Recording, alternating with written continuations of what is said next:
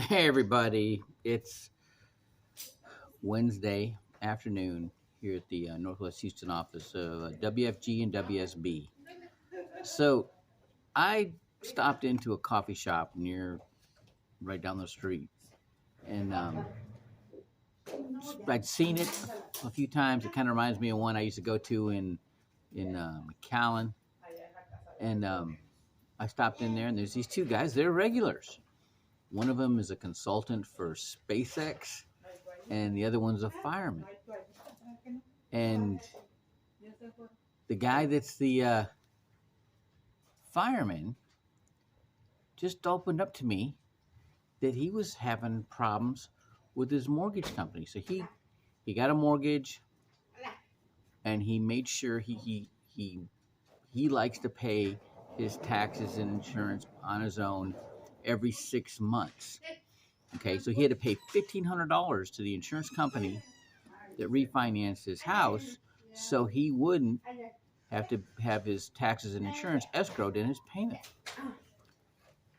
Well, they sold his mortgage to another mortgage company to service. So they do that, happens all the time, right? But now this new company wants to escrow his taxes and insurance. So I went to he paid $1,500. So he kept telling me nobody wants this. I said, just go ahead and, kiss off your $1,500 and just pay, just do it the way they want to do it.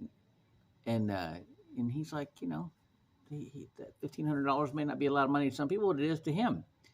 And I'm like, well, there's a real estate attorney here. Wanted me to set an appointment for next week. I'm probably find the answer myself. And I happen to know the guy that found the robo signings for the mortgage company. That was a big part of what caused the challenges in 2008 with the mortgage defaults. It played a part in it.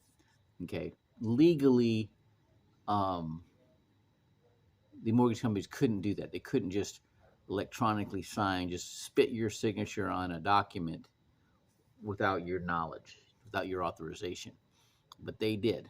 Okay, and so they could move it fast. They could sell your mortgage very quickly, right? And here's nobody's talking about this, but what was going on is these mortgage companies, because the government made them come up with these very high risk loans, they wanted default insurance. So they got default insurance on them, and that was provided by AIG. Okay. And then so now these mortgage companies realize, you know what, if I get somebody to go into default, I'm not only going to get the principal and interest back that I lent to them, but the principal back. I'm going to get the principal and interest over 30 years back, right? So they got more money faster by creating situations to get people in default. So when they sell your mortgage to another mortgage company and you send your payment in to the old mortgage company and they go, oh, no, we're not handling it anymore. You put you behind. You're going to get a 30-day late. You get 3 30-day lates, nobody's going to refinance you, okay? And when those adjustable rate mortgages, when those rates started going up, and during that time, Alan Greenspan raised interest rates 14 times in 14 months. You think the Fed, what he's doing right now, is bad? It would be really bad if people had adjustable rate mortgages. People had really low fixed rate mortgages. And I'll do another talk on that later. That's an opportunity down the road.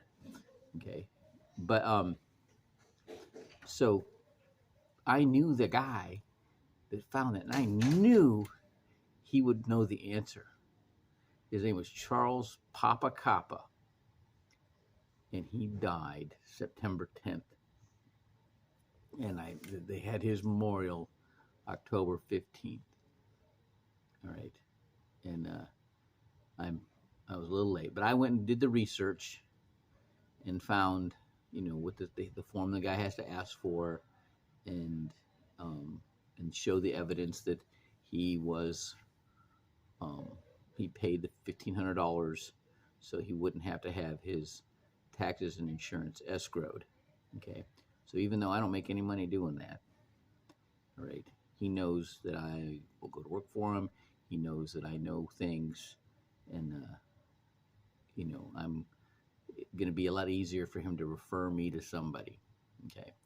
And man, I was hate to hear, but that Charles Koppa had passed. Yeah, he used to be a radio disc jockey. Had a real good voice, real smart guy. All right, I guess he had a radio talk show is what he had. But all right, ode to Charles Koppa. But you know what? That's part of what we do is having financial answers, whether it's with insurance or um, estate planning, or when you establish yourself as knowing what you're talking about, more people are going to listen to you. All right. Hope this helps somebody. If it does, go ahead and share it. Bye bye.